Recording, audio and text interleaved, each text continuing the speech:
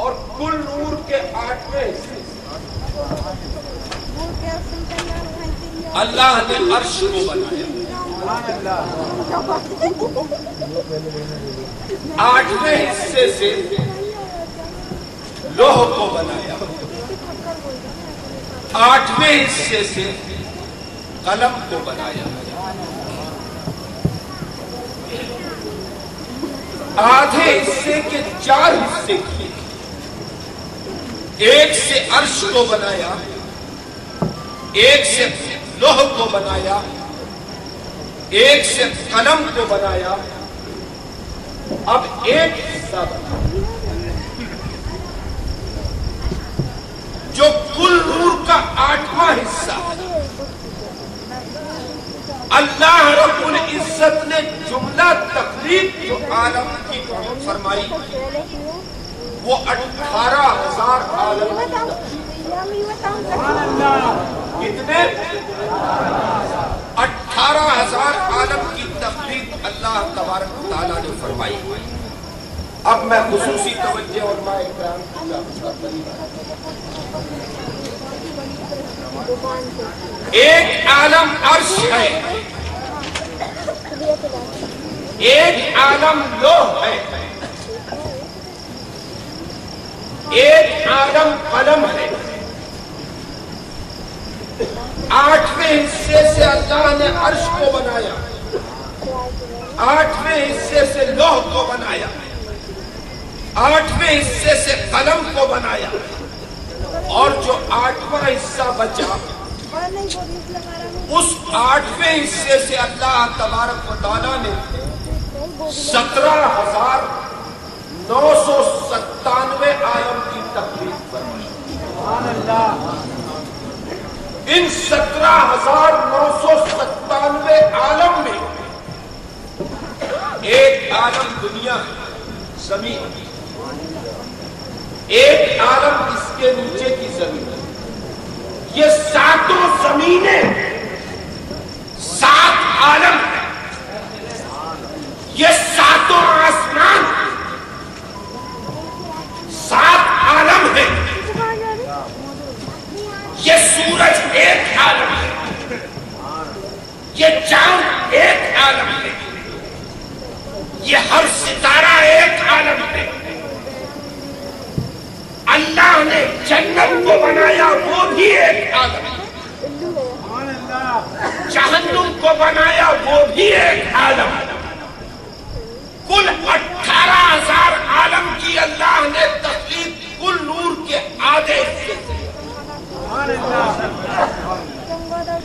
اور جو آدھا حصہ بچا اس کو ایک قندیل میں اللہ نے رکھا اور ارشاد فرمایا کہ اس کو لے جا کر میرے فرشتوں میرے عرش کے نیچے لٹکا دو۔ تو عرش الہی کے نیچے اس آدھے نور کو لٹکا دیا گیا، اور یہ نور کروڑوں سال اللہ تبارک و تعالیٰ کی عبادت میں عرش الہی کے نیچے مشغول رہا۔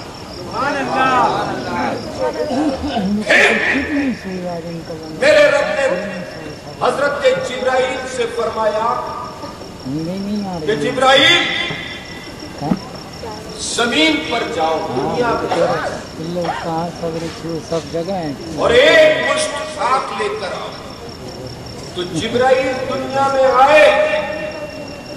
اب جبرائیل علیہ السلام کا قد جو ہے وہ ہمارے اور تمہارے برابر نہیں کہ جبرائیل کے آنے کا تصور آپ حضرات نے کر لیا کہ ہمارے اور تمہارے قد کی برابر کوئی دنیا میں آئے نہیں، بلکہ جبرائیل کے قد کا عالم یہ ہے کہ جب جبرائیل کو موت آئے گی تو جبرائیل کے قدم مغرب میں ہوں گے اور سر مشرق میں ہوگا۔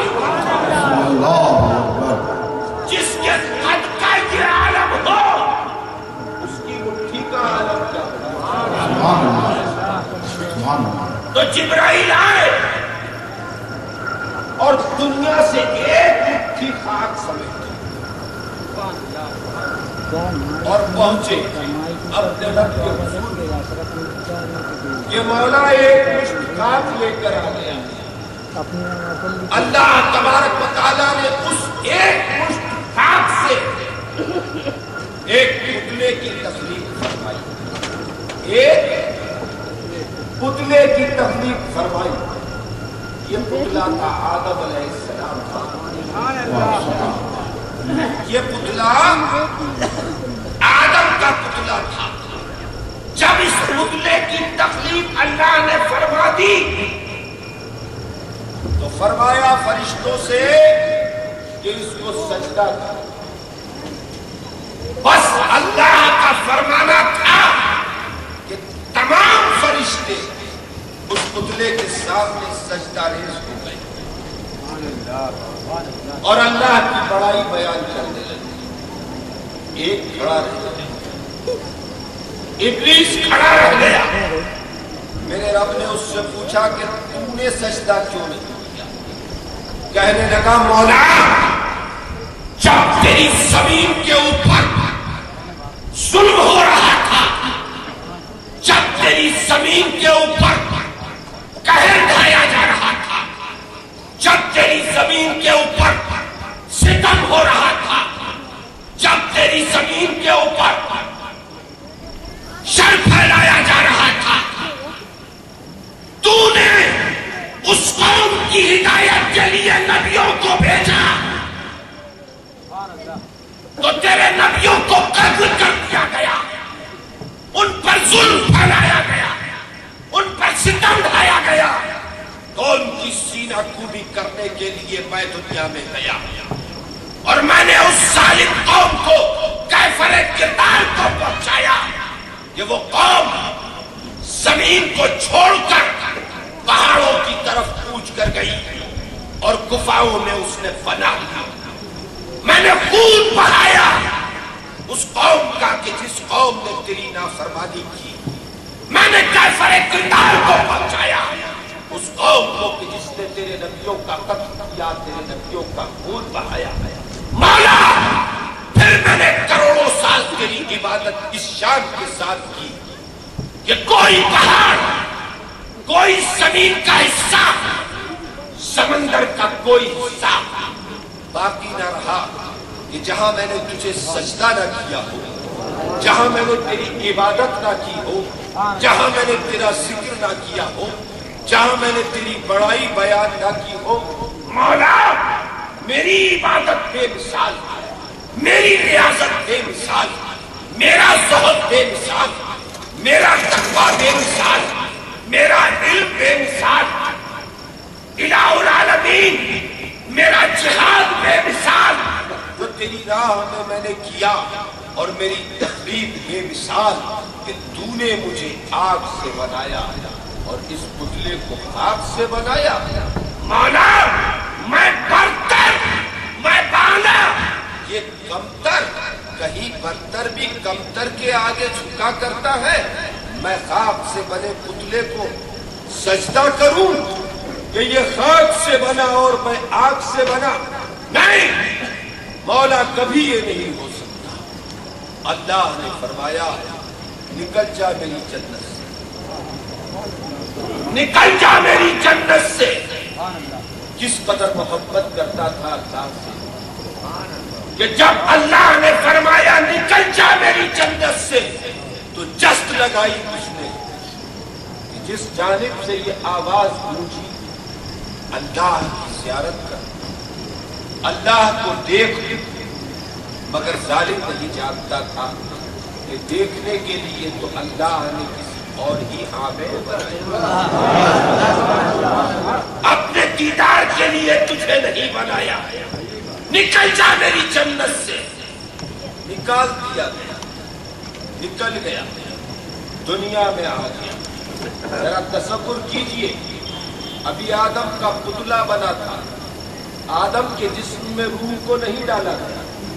غور کرنے کا مقام ہے, غور کرنے کا مقام ہے کہ ابھی آدم کا پتلا بنا تھا, آدم کے جسم میں روح کو نہیں ڈالا گیا تھا اور سجدے کا حکم دیا گیا تھا کہ سجدہ کر، تو سجدہ نہ کیا۔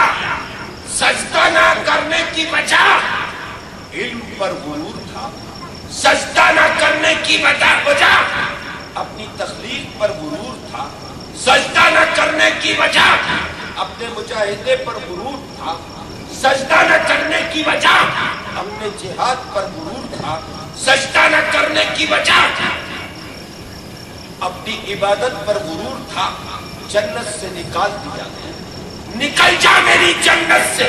اب تصور کیجیے کہ اللہ رب العزت نے 18,000 عالم کی تخلیق فرمائی، 18,000 عالم کی تخلیق فرمائی، کل نور کے آدھے حصے سے 18,000 عالم کی تخلیق فرمائی، اور جو آدھا نور تھا اسے عرش الہی کے نیچے جگہ عطا فرمائی، اور یہ نور کروڑوں سال تک اللہ کی عبادت کرتا رہا، کروڑوں سال تک اللہ کی عبادت کرتا رہا، اور اس نور سے اللہ تبارک و تعالیٰ نے مصطفیٰ کی تخلیق فرمائی۔ جب 18,000 عالم کی تخلیق آدھے نور سے کی اور آدھے نور سے مصطفیٰ کی تخلیق کی، تو پتہ یہ چلا کہ جتنی طاقت 18,000 عالم میں ہے تنہا مصطفیٰ کی ذات میں اتنی۔ نعرہ تکبیر، نعرہ رسالت، سبحان اللہ۔ تو آپ کوئی کہے کہ مصطفیٰ ہم جیسے بشر، تو میں کہتا ہوں کہ 18,000 عالم مل کر مصطفیٰ کی برابری نہیں کر سکتے۔ سبحان اللہ، بے شک بے شک، سبحان اللہ۔ اور کیسے نہیں کر سکتے؟ آپ کہیں گے کہ 18,000 عالم کی تخلیق اللہ نے آدھے سے کی اور آدھے سے مصطفیٰ کی تخلیق کی، تو گویا کہ 18,000 عالم مل کر مصطفیٰ کے برابر ہو گئے۔ بات سمجھ میں آئی؟